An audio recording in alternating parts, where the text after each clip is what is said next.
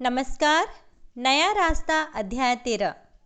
देखिए, अध्याय 12 में हमने पढ़ा था कि जब सरिता के पिताजी अमित के घर आए थे तो उन्होंने सरिता के नाम पर एक फ्लैट करने की बात बोली, जिससे जो अमित के पिता यानी मायाराम जी रहते हैं वे काफ़ी चिंतित हो उठते हैं कि क्या उनका बेटा शादी के बाद अलग होकर के रहेगा। फिर उन्होंने ये सारी बात अमित को बताई और अमित को भी काफ़ी क्रोध आता है। क्रोध यानी गुस्सा आती है इस बात पर। और अमित के पिताजी ने अमित से कहा कि बेटे, अब शादी आपको करना है या नहीं करना है, इसका निर्णय लेने का फैसला सिर्फ अमित के ऊपर अमित के पिताजी ने छोड़ दिया। और अमित बालकनी में इधर से उधर घूमने लगता है और काफ़ी वो सोच में डूब जाता है, काफ़ी गहरी सोच में। क्यों? क्योंकि विवाह का इतना बड़ा जो फैसला था अब उसे स्वयं ही लेना था।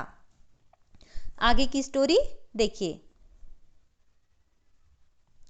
मीनू के हॉस्टल का वातावरण कुछ शांत सा हो चला था। चहलकदमी करते हुए लड़कियों के झुंड अब बाहर नहीं दिखाई दे रहे थे। चहलकदमी करते हुए यानी कि चहल पहल, पैरों से जो आवाज़ आती है ना, हमेशा लड़कियां हॉस्टल में इधर से उधर करती रहती हैं, तो अब वो आवाज़ नहीं सुनाई दे रहा है। सब अपने अपने कमरों में बैठी अपनी पढ़ाई में व्यस्त थी।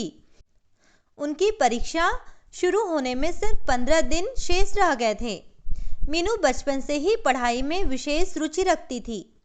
परीक्षा के दिनों में तो उसे खाने की भी सुध नहीं रहती थी यानी याद नहीं रहती थी।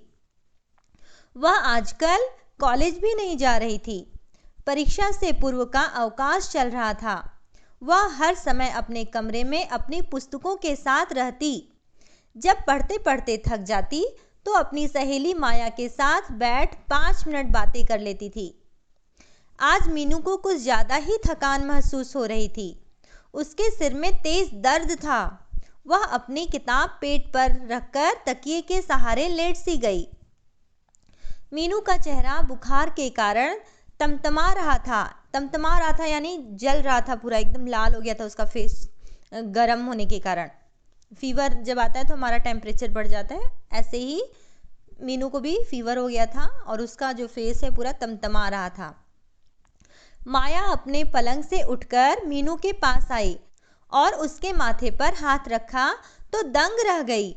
उसका शरीर ज्वर से तप रहा था। ज्वर यानी कि फीवर। उसे इस हालत में देखकर माया स्वयं ही उसके लिए दवाई लेने चली गई। इस समय मीनू अपने कमरे में अकेली थी। तेज ज्वर के कारण उसके सारे बदन में दर्द था। ऐसे समय में हर किसी को अपनी माँ ही याद आती है। बिस्तर पर लेटे लेटे वह अतीत की स्मृतियों में खो गई। एक बार जब वह 8वीं कक्षा में पढ़ती थी तब उसे तेज ज्वर था। ज्वर में उसने न जाने क्या क्या बड़बड़ाना शुरू कर दिया था। उसकी इस हालत को देखकर माँ की आंखों में आंसू आ गए थे। डॉक्टर ने बर्फ की पट्टियां सिर पर रखने के लिए कहा था। माँ ने सारी रात बैठकर बर्फ की पट्टियां उसके सिर पर रखी। सारी रात माँ उसी के पास बैठी रही। सुबह जब उसकी आंखें खुली तो माँ के चेहरे पर सारी रात जागने की थकान स्पष्ट दिखाई दे रही थी।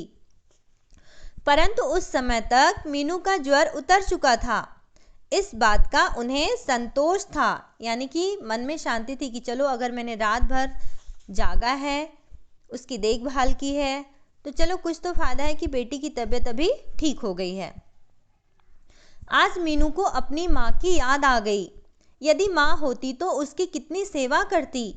कितना तेज दर्द था शरीर में, परंतु यहाँ मीनू किससे बदन दबाने के लिए कहती।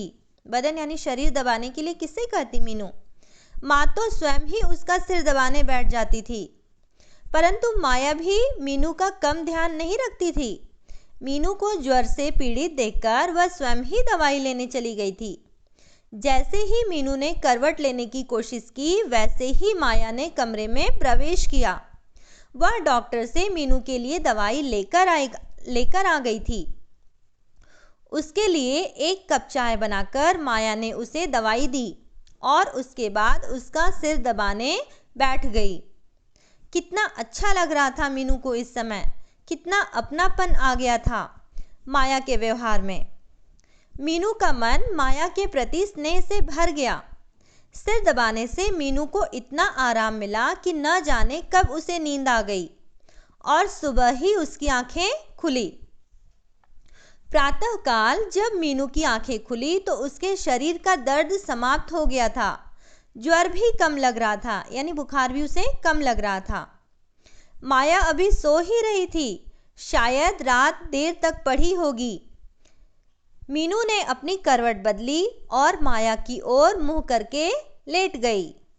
सोती हुई माया को देखकर मीनू के हृदय में उसके लिए प्यार उमड़ पड़ा, यानी कि देखो मेरी प्यारी सहेली कितनी थक गई है और अभी तक सो रही है, ये मेरा कितना केयर करती है, मेरा कितना ध्यान रखती है, मुझे सही गाइड करती है ना, सही रास्ते पर मुझे हमेशा चलने के लिए कहती है, डिसीज़न लेना, ये सारी चीज़ें हम सोचते हैं और तभी हमारे मन में प्यार उमड़ पड़ता है। तो घर से बाहर रहकर दूसरे लोग ही अपने हो जाते हैं। माया की जब आंखें खुली तो मीनू की दवाई का समय हो गया था। वह तुरंत बिस्तर से उठी और मीनू को दवाई दी। दूसरे दिन मीनू का ज्वर उतर गया था। 2 दिन की बीमारी में ही मीनू को काफ़ी कमज़ोरी हो गई थी। कुछ ही दिन पश्चात मीनू की परीक्षा शुरू हो गई थी। उसने काफ़ी लगन, मेहनत व साहस का परिचय दिया। उसके सभी पेपर अच्छे हो रहे थे। अब उसे इंतज़ार था अंतिम पेपर का, कब उसके पेपर समाप्त हों और वह अपने घर जाए। अपनी माँ, पिताजी, भाई, बहन से मिले उसे बहुत समय हो गया था।